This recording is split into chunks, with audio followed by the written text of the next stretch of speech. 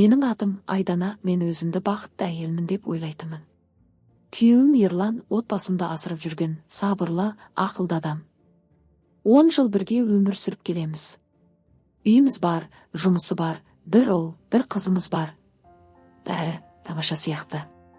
Бірақ адамның өмірі кейде тым тыныш болғанда бірдеңе бұзыла бастағанын байқамай қалады екенсің. Кешкісін ас үйде шай ішіп отырдым. Ерлан әдетінше кешігіп келді. Көзінде шаршау, бетінде бейтарап күлкі. Қиын күн болды ма? Дедім мен дағдылы түрде. Иә, біраз жиналыс, деді ол орындыққа отырып телефонына үңіліп. Ас ішесің бе? Жоқ, кешке клиенттермен кездесіп сол жерде тамақтандым. Телефон экранына жарық түсті. Хабарлама, кешегі үшін рахмет. Мен байқамағандай болдым. Бірақ жүрегім әлдеқайда ауырлап кетті. Бір түрлі сезім, сенім мен қорқыныстың арасындағы. Кейінгі күндері Ерлан жиі телефонмен сөйлесетін болды. Кейде далаға шығып кетеді, кейде жуынатын бөлмеде ұзақ отырады. Мен ештеңе демедім. Әйел сезеді ғой. Сезген сайын үндемей өз-өзіңді жұбатасың. Мүмкін жұмысы шығар дейсің. Бірақ іштей бір дауыс сыбырлайды. Бәрі олай емес. Бір күні менің құрбым Алина қоңырау шалды. Айда, сенбіде кездесеміз бе? Кішкене кафеде отырып сөйлесейік, сағындым, деді ол. Әрине, келейік, дедім қуанып. Алина менің ең жақын адамым болатын. Университеттен бірге келе жатқан достық. Бәрін білетін, құпияларымды сақтайтын. Кездесуге бардым. Ол әрқашан сәнді, иісі ерекше, өзіне сенімді. Ерлан қалай? Деді күлімдеп. Жақсы, жұмысы көп. Дедім жай ғана. Сені еркелетіп жүрме, әлде баяғыдай іскер режим бе? Деді әзілдеп. Күліп, баяғы Ерлан ғой. Ол көзіме тіке қарады. Бір сәтке менде бір түрлі сезім туды, көзқарасында бір жасырын сыр бар сияқты. Бірақ мен мән бермедім. Сол түні мен түс көрдім. Түсімде Ерлан біреумен күліп сөйлесіп тұр екен, ал мен ол әйелдің жүзін көре алмадым. Тек қана оның дауысы таныс естілді. Оянған соң жүрегім дүрсілдеп тұрды. Ертеңінде Ерлан жиналысқа барам деп кетті. Сағат 7-ден асқанда телефон шалсам, сөндірулі. Жүрегім тыныштық таппай, қолыма курткамды алып шықтым. Бір түрлі ой келді, Ерлан мен Алина дос қой, мүмкін бір жерге кездесуге барған шығар. Менің ішкі даусым, жоқ, барма. Бірақ аяғым өзінен өзі жолға түсті. Қала сыртындағы кафеге жақындағанда терезеден таныс бейне көрінді. Ерлан және қарсы алдында отырған Алина. Олар күліп отыр. Екеуінің арасы тым жақын. Ерланның көзқарасы менің есімде мәңгі қалды. Менің жанымды күйдіріп жіберген жылылық сол әйелге бағытталған еді. Мен кафенің сыртында ұзақ тұрдым. Ішке кіргім келді, айқайлағым келді. Бірақ қолым дірілдеп, жүрегім қатып қалғандай болды. Көзіме жас келді. Бір сәтте бәрі күйреді. Мен кетіп қалдым. Үйге оралғанда балалар ұйықтап қалған. Үстел үстінде Ерланның кружкасы тұр. Мен оны қолыма алып, жай ғана айнаға қарадым. Не үшін? Дедім өзіме. Жауап жоқ. Тек үнсіздік. Келесі күні Алина хабарласып, жұмысын қалай деп жай ғана сөйлескен болды. Даусында еш нәрсе жоқ сияқты. Бірақ мен енді бәрін білемін. Бірақ мен де үнсіз болуға шешім қабылдадым. Мен оларға ештеңе білдірмеймін. Мен жылайтын, айқайлайтын әйел болмаймын. Мен жай ғана бақылап күлемін.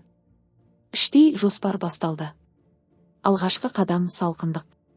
Мен Ерланға жылы сөз айтуды қойдым, бірақ реніш те көрсетпедім. Бәрі жақсы ма, Айда? Деді ол таң қалып. Иә, бәрі жақсы. Дедім күлімсіреп. Бір түрлісің бүгін. Шаршадым сәл. Ол маған сенді. Ер адамдар әйелдің шынайы үнсіздігін ешқашан түсіне алмайды. Бір аптадан кейін мен Алинаның туған күніне шақырту алдым. Бардым. Онда да Ерлан бар екен. Мен оны көргенде ішім күйді. Бірақ сырттай мүлде салқын, сабырлы едім. Ерлан келіпсің ғой, деді Алина. Әрине, сенің туған күнің қой, деді ол күліп. Мен шараптан бір жұтым алып, жай ғана бақылап тұрдым.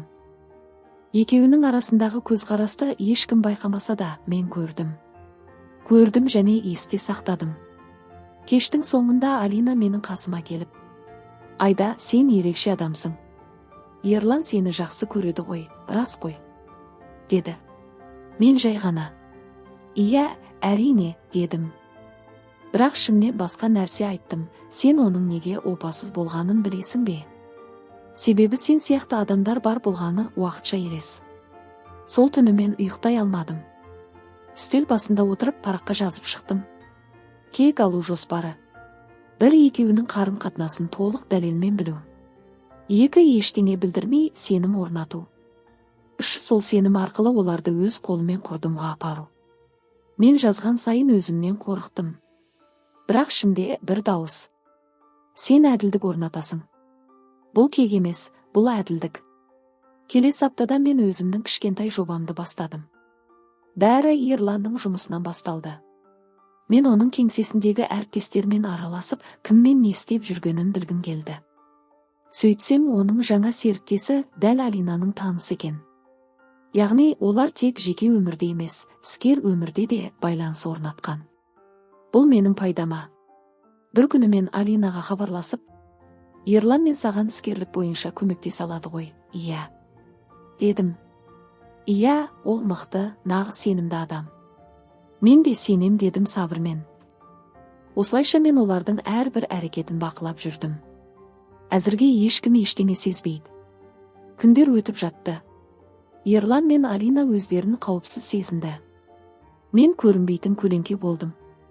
Бір күні Алина маған айтты: «Ерлан саған қандай сыйлық алуды білмей жүр», деді.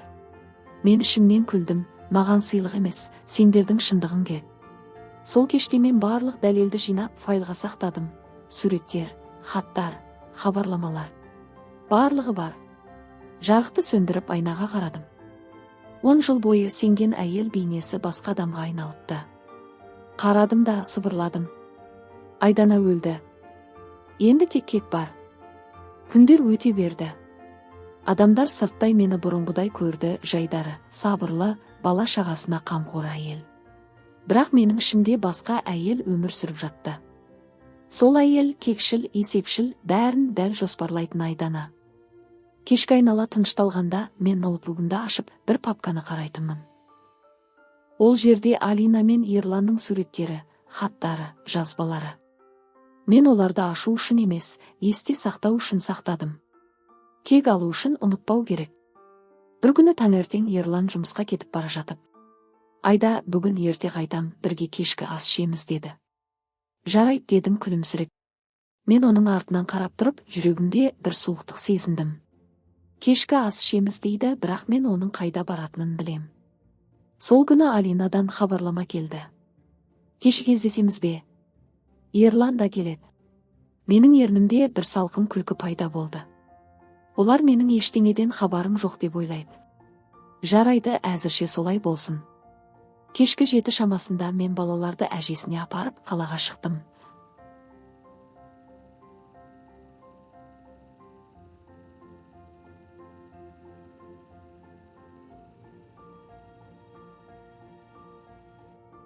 Жол бойы жүрегім соғып тұрды, бірақ қорқыныш емес, бақылаушының суық сабыры.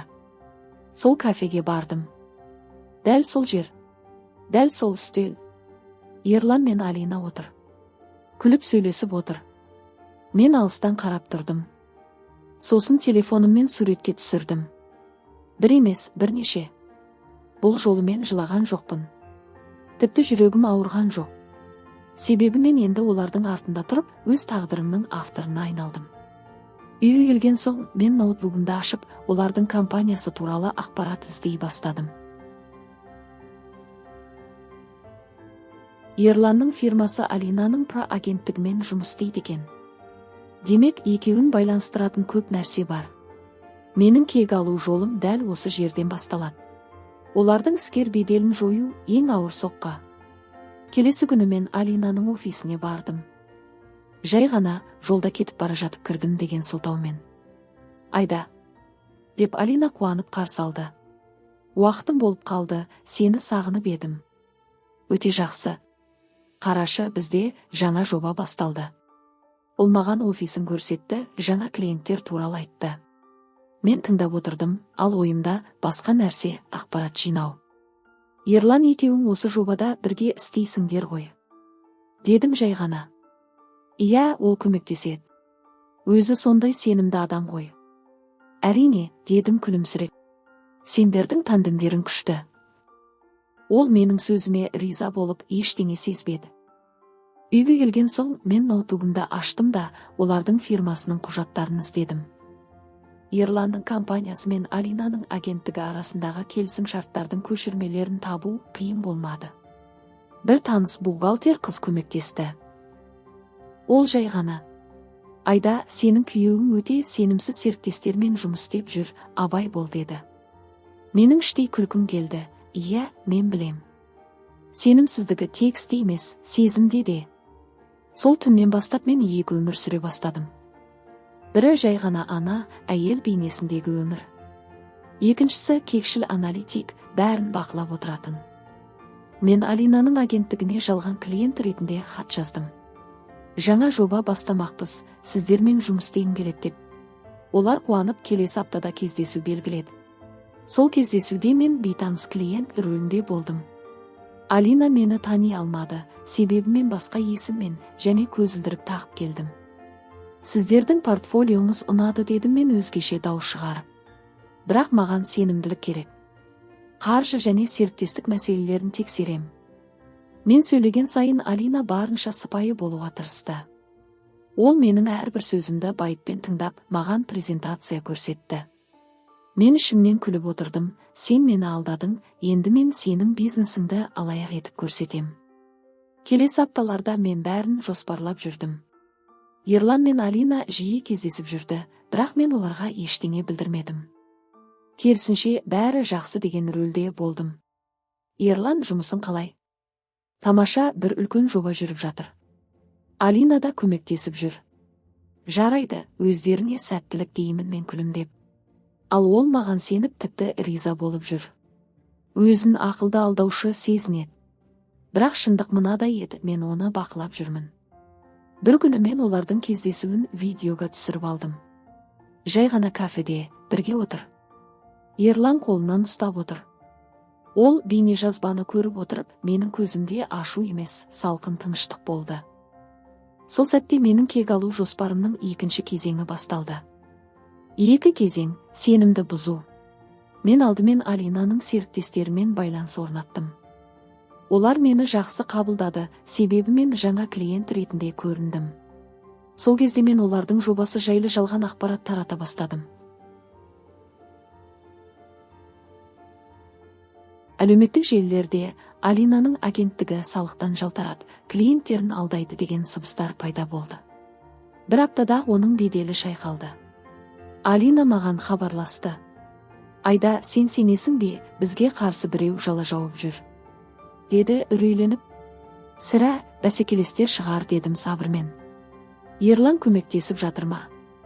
Иә, ол бәрін реттейміз деді. Мен телефонды қойған соң жай ғана күліп жібердім. Ерлан, сен өзіңнің әйелің сені құлатып жатқанын білмейсің ғой. Кешке Ерлан үйге шаршап келді. Қиын күн болды деді. Неге? Алинаның компаниясында проблема шығыпты. Жарайды, бәрі түзелер дедім мен, даусым мүлде тыныш. Ол менің қолымды ұстады. Сен барсың ғой, мен соған қуанам. Сол сәтте менің жүрегім тітіркеніп кетті.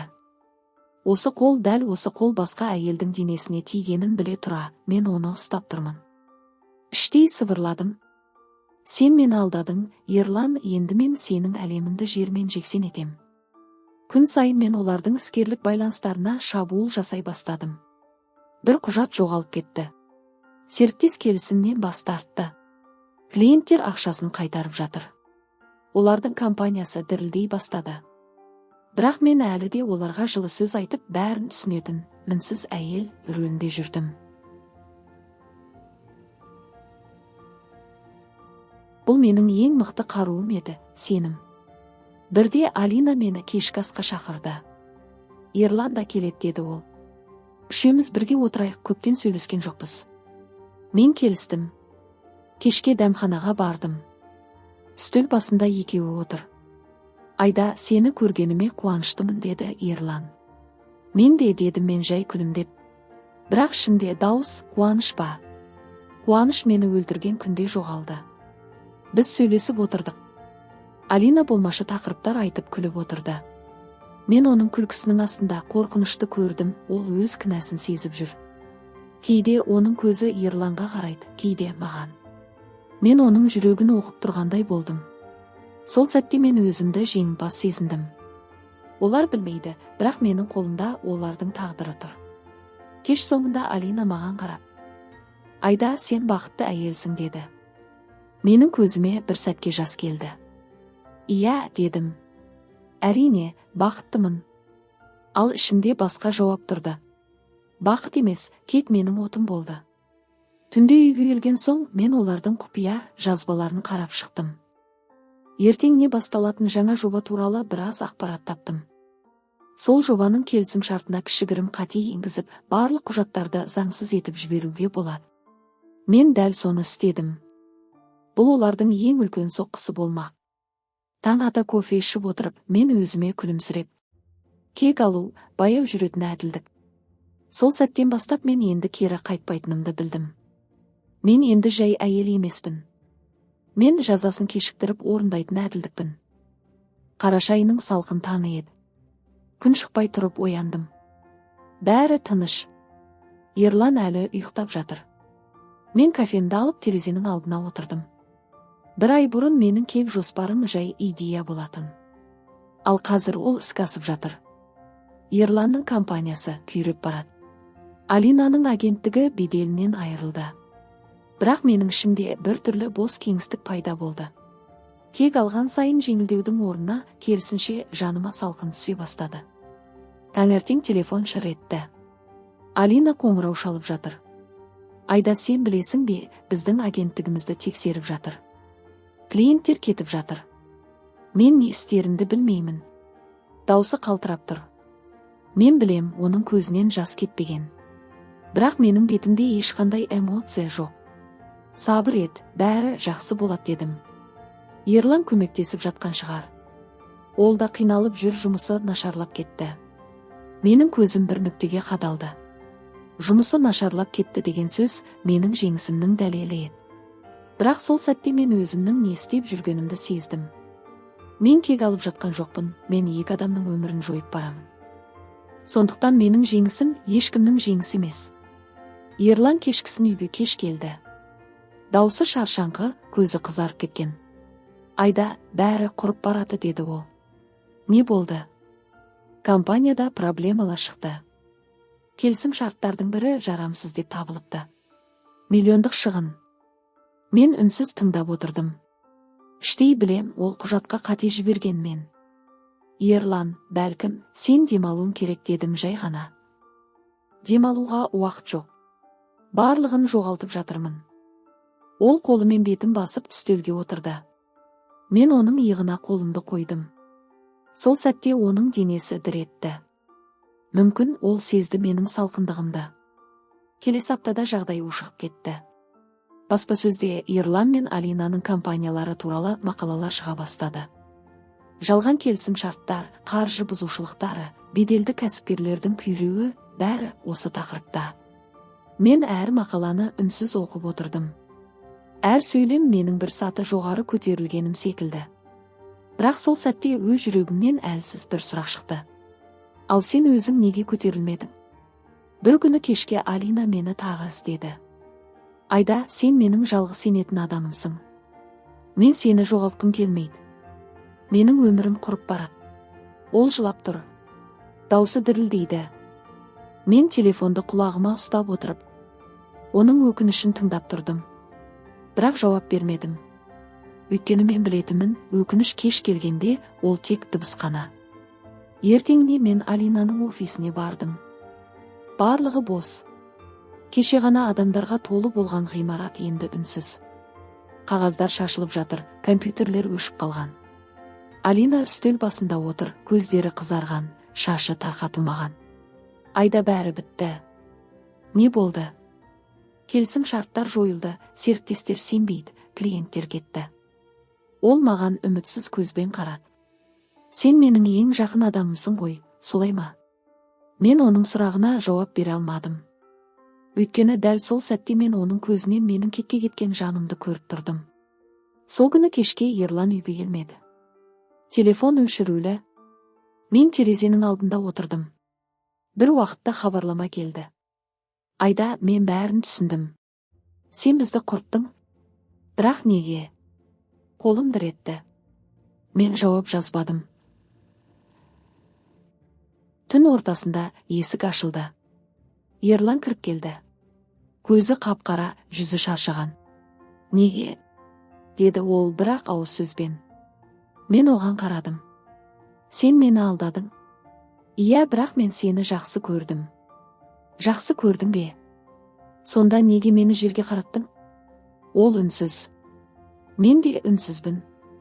Бірақ бөлмедегі ауа ауыр. Екеуміз де білеміз, бәрі бітті. Келесі күні таңертең мен Ерланның заттарын жинап қойғанын көрдім. Кетем деді ол.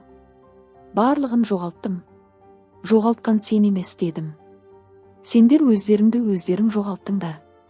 Ол тоқтап маған соңғы рет қарады. Ал сен ше, Айда? Сен не ұттың? Мен жауап бере алмадым. Өйткені сол сәтте оның айтқаны шындық еді. Мен де ұтқан жоқпын. Кек менің ішімдегі махаббатты, адамгершілікті, жан жылуын өлтіріп тастады. Апталар өтті. Қалада мен туралы түрлі әңгімелер тарады. Ерлан кетіп қалды, Алина күйреп кетті, Айдана жалғыз қалды. Мен бәрін үнсіз қабылдадым. Үнсіздік менің ендігі әлемім еді. Түнде кейде түс көрем. Алина екеуміз күліп жүрміз. Ерлан екеуміз демалып отырмыз. Бірақ бәрі кенет бұлыңғырланып күлкі жоқ болады. Тек үнсіздік пен салқындық. Оянып кетем. Терезеге қараймын. Күн шықпай тұрып аспандағы бозғылт жарыққа қарап өзімнен сұраймын. Мен жеңдім бе, әлде бәріміз жеңілдік пе? Бір күні көшеде кетіп бара жатып, арт жағымнан таныс дауыс естілді. Айда. Алина еді. Ол бұрынғыдай емес, жүдеп кеткен. Киімі қарапайым, көздері шаршаған.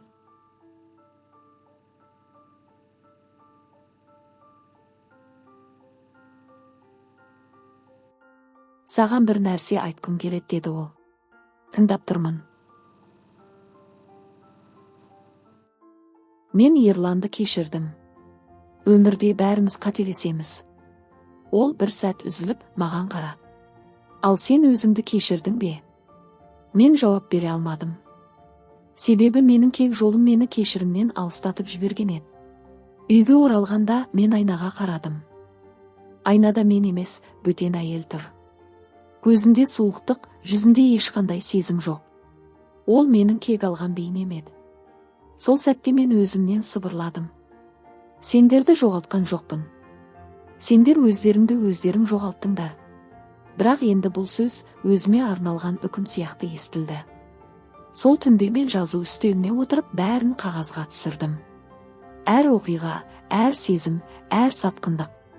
Соңына бір сөйлем жаздым. Кек уақытша әділдік, бірақ мәңгілік жара. Мен қаламды қойдым да терең дем алдым. Сыртта қар жауып тұр. Әлем ақ түске боялып барады. Мүмкін табиғат кешірімді осылай көрсететін шығар. Ал мен болсам жай ғана терезеден қарап тұрдым. Үнсіз. Суық. Бірақ ішімде әлсіз жарық пайда болды, бәлкім кешірімнің алғашқы ұшқыны. Көктемнің алғашқы күні еді. Күн сәулесі терезеден түскенде мен ұзақ уақыттан кейін алғаш рет жылыны сездім. Қанша уақыт өтті білмеймін. Бір кезде өмірім бір жоспар, бір мақсатқа толы еді. Ал қазір бос. Кек мені жұтқан соң артында тек күл қалды. Ерлан кеткеннен кейін үйдегі бәрі өзгерді. Үнсіздік менің жаңа серігім. Ас үйдегі орындық бос, диванда ешкім отырмайды. Балалар демалыста әжелерінде. Ал мен өз ойларыммен жалғызбын. Кейде түнде ескі хаттарды ашам. Ерланның жазған хабарламалары, Алинаның күлкілі фотолары. Бұрын соларды көргенде жүрегім күйіп кететін. Ал қазір тек бос сезім. Адам кекті алғанда жеңілдейді деп ойлайтымын. Бірақ жеңілдік емес, салмақ келді. Кек ауыр жүк, оны арқалаған адам ешқашан еркін жүрмейді. Бір күні Алина хабарласты. Айда, сені көргім келет деді. Не үшін? Кешірім сұрағым келет. Мен ұзақ ойландым. Бірақ келістім. Бәлкім мен де бірдеңе айтуым керек еді. Кездесу шағын кофеханада өтті. Алина бұрынғыдай емес, тыныш, қарапайым киінген, жүзі шаршаған. Ол менің көзіме тік қарай алмады. Айда, мен көп ойландым.